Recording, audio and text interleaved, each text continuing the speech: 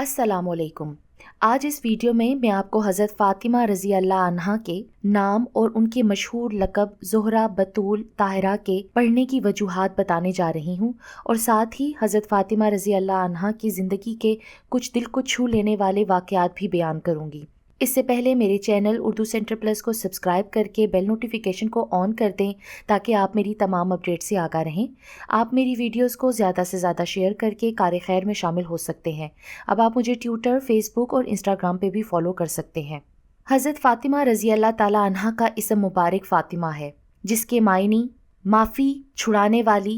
या आतिश जहन्नुम से निजात दिलाने वाली के बयान किए जाते हैं। हज़रत जाबिर बिन अब्दुल्ला रज़ी अल्लाह ताला अन्हु से मरवी है कि नबी पाक सल्लल्लाहु अलैहि वसल्लम ने फरमाया, मैंने अपनी बेटी का नाम फ़ातिमा इसलिए रखा है कि अल्लाह पाक ने उसे और उससे मोहब्बत करने वालों को दोज़ख की आग से जुदा कर दिया है। रवायात में आता है कि जिस वक्त हज़रत सैयदा फ़ातिमा रज़ी अल्लाह अन्हा अपनी वालिदा माजिदा उम्मुल मोमिनीन हज़रत सैयदा खतीजा रज़ी अल्लाह अन्हा के बतन में थीं तो उन्हें जन्नत की खुशबू आती थी। उम्मुल मोमिनीन हज़रत सैयदा खतीजा रज़ी अल्लाह अन्हा ने उसका तज़करा नबी पाक सल्लल्लाहु अलैहि वसल्लम से किया और फिर जिस वक्त हज़रत सैयदा फ़ातिमा रज़ी अल्लाह अन्हा पैदा हुई तो नबी पाक सल्लल्लाहु अलैहि वसल्लम ने आप रज़ी अल्लाह अन्हा का माथा चूमने के बाद फरमाया, मुझे इसके सर से जन्नत की खुशबू आती है। हज़रत सैयदा फ़ातिमा रज़ी अल्लाह अन्हा का मशहूर लक़ब ज़ोहरा है, जिसके मायनी कली यानी इंतहाई खूबसूरत के हैं। हज़रत सैयदा फ़ातिमा तो ज़ोहरा के लक़ब ज़ोहरा के बारे में मनकूल है कि आप रज़ी अल्लाह अन्हा चूँकि नहायत हसीन व जमील थीं, इसलिए आपको ज़ोहरा के नाम से पुकारा जाने लगा।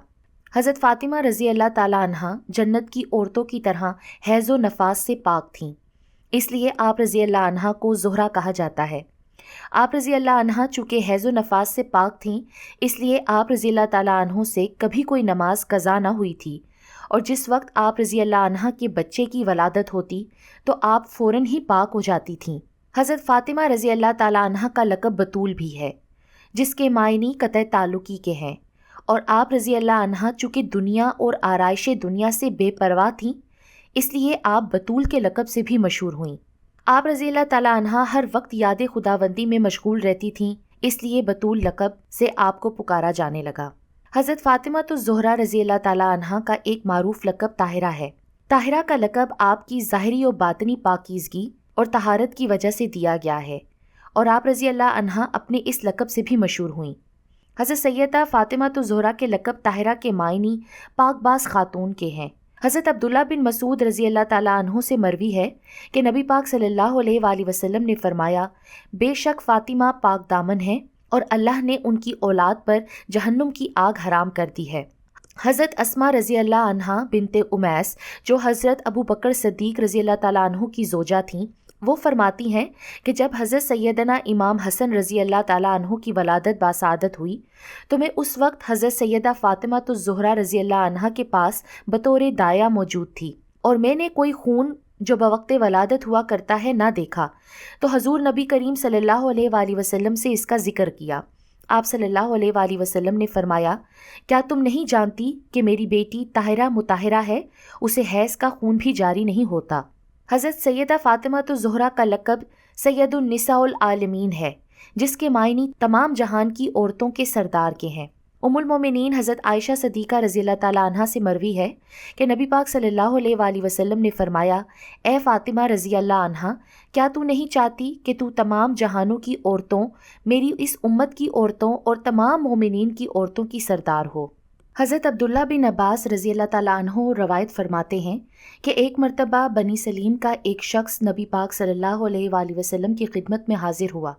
और कहने लगा कि आप सल्लल्लाहु अलैहि वसल्लम जादूगर हैं। हज़रत सैयदना उमर फ़ारूक रज़ी अल्लाह ताला अन्हु ने जब उस शख्स की बात सुनी तो आगे बढ़कर उसकी गुस्ताखी का जवाब देने का इरादा किया। हजूर नबी करीम सल्लल्लाहु अलैहि वसल्लम ने हज़रत सैयदना उमर फ़ारूक रज़ी अल्लाह ताला अन्हु को इशारे से रोक दिया और उस शख्स को आखिरत के अजाब के बारे में बताया। आप सल्लल्लाहु अलैहि वसल्लम की पुरतासीर बातें सुनकर उस शख्स ने माफ़ी मांगी और आप सल्लल्लाहु अलैहि वसल्लम के दस्ते हक़ पर दायरा इस्लाम में दाखिल हो गया। नबी पाक सल्लल्लाहु अलैहि वसल्लम ने उस शख्स के लिए सहाबा कराम रज़ी अल्लाह ताला अन्हु से फरमाया, اسے قرآن مجید کی چند آیات سکھاؤ اور قرآن مجید کے احکامات سے آگاہ کر دو۔ جب وہ شخص قرآن مجید کی آیات اور احکامات سیکھ چکا تو نبی پاک صلی اللہ علیہ وآلہ وسلم نے فرمایا، تمہارے پاس کس قدر مال ہے؟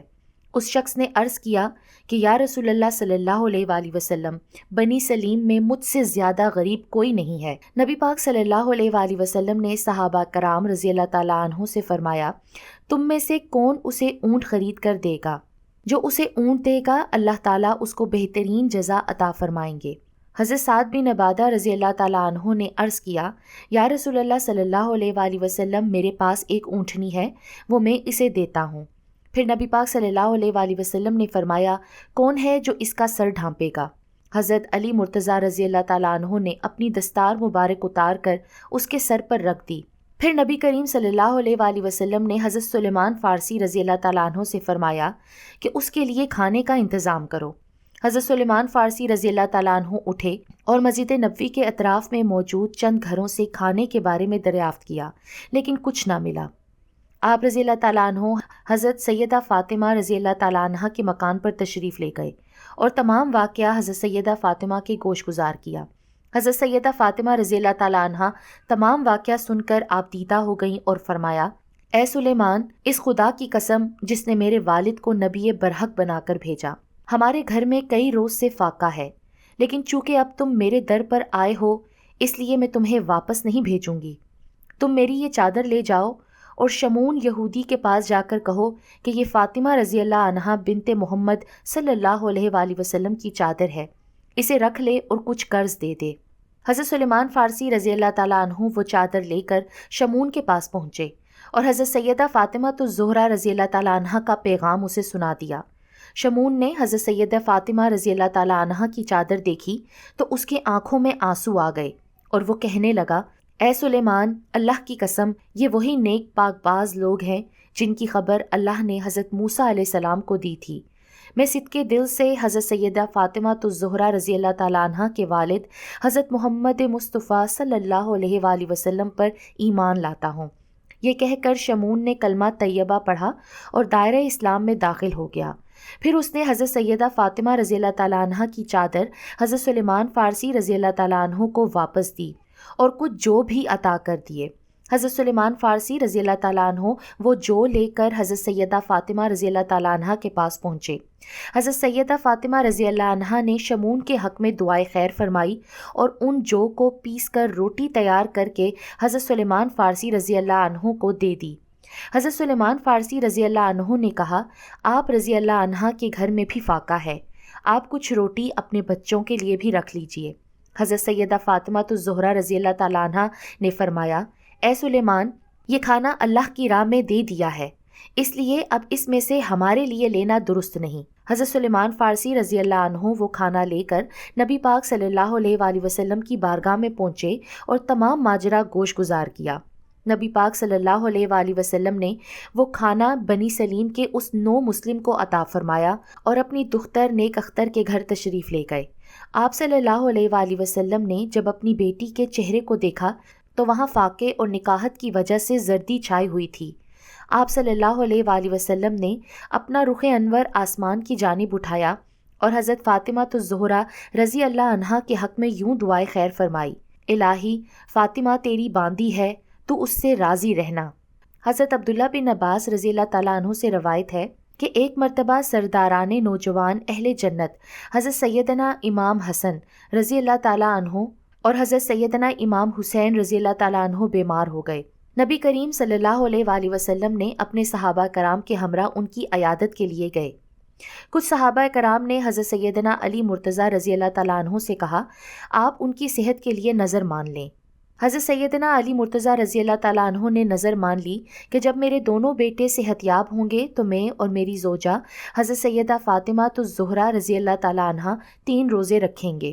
حضرت عبداللہ بن عباس رضی اللہ تعالیٰ عنہ فرماتے ہیں کہ اللہ تعالیٰ کے فضل و کرم سے حضرت امام حسن اور حضرت امام حسین رضی اللہ عنہم کو صحت کاملہ نصیب ہوئی، اور حضرت سیدنا علی مرتضیٰ رضی اللہ تعالیٰ عنہ اور حضرت سیدہ فاطمہ الزہرا رضی اللہ تعالیٰ عنہ نے اپنی نظر پوری کرنے کے لیے 3 روزے رکھے۔ جب پہلا روزہ رکھا تو افطار کے وقت گھر میں کوئی چیز موجود نہ تھی، حضرت علی رضی اللہ تعالیٰ عنہ نے قرض لیا اور تھوڑے سے جو لا کر حضرت فاطمہ رضی اللہ تعالیٰ عنہ کو دیے، جنہیں پیس کر انہوں نے آٹا تیار کیا۔ جب شام کو افطار کے وقت کھانا تیار ہوا اور حضرت علی مرتضیٰ رضی اللہ تعالیٰ عنہ اور حضرت سیدہ فاطمہ الزہرا رضی اللہ تعالیٰ عنہ اور حضرت امام حسن و حسین رضی اللہ عنہم دسترخوان پر افطار کے لیے تشریف فرما ہوئے تو دروازے پر کسی سائل نے آواز دی، اے نبی کے گھر والوں، میں مسکین ہوں اور کئی دن سے بھوکا ہوں، مجھے کچھ کھانے کے لیے دو۔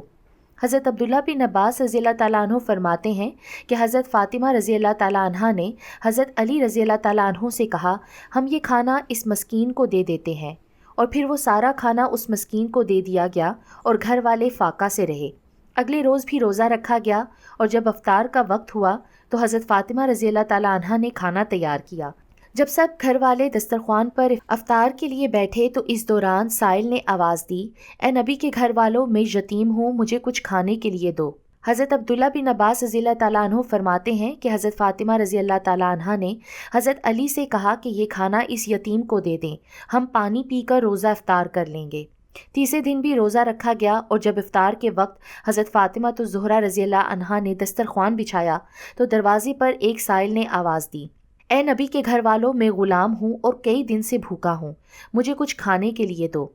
حضرت عبداللہ بن عباس رضی اللہ تعالیٰ عنہ فرماتے ہیں کہ حضرت سیدہ فاطمہ الزہرا نے حضرت علی رضی اللہ تعالیٰ عنہ سے کہا، یہ کھانا اسے دے دیں۔ چنانچہ وہ کھانا اس غلام کو دے دیا گیا اور یوں ایک مرتبہ پھر سب گھر والوں نے پانی سے روزہ افطار کیا۔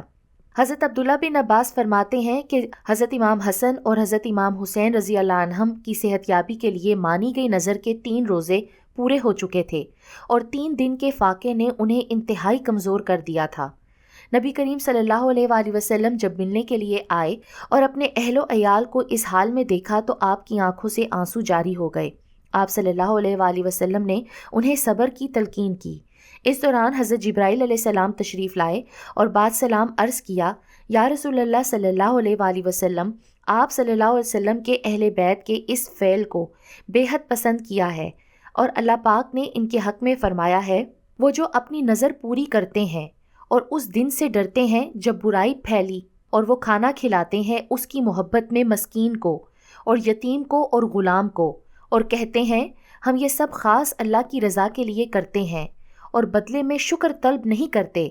بے شک ہمیں اپنے رب سے ایسے دن کا خوف ہے جو بے حد سخت ہے، اور اللہ انہیں اس دن کے شر سے محفوظ رکھے گا اور انہیں تازگی و شادمانی عطا فرمائی اور ان کے صبر پر ان کے لیے جنت کی بشارت دی اور ریشمی کپڑے عطا فرمائے۔ وہ جنت میں تخت پر تکیہ لگائے ہوں گے اور وہاں نہ دھوپ ہوگی اور نہ سردی، اور درختوں کے سائے ان پر جھکے ہوں گے اور ان کے گچھے ان کے لیے جھکا دیے ہوں گے، اور ان پر چاندی کے برتن اور کوزے ہوں گے جو شیشے کی مثل ہوں گے۔ ایسے شیشے چاندی کے ساقیوں نے انہیں پورے اندازے پر رکھا ہوگا، اور اس میں انہیں جام پلائے جائیں گے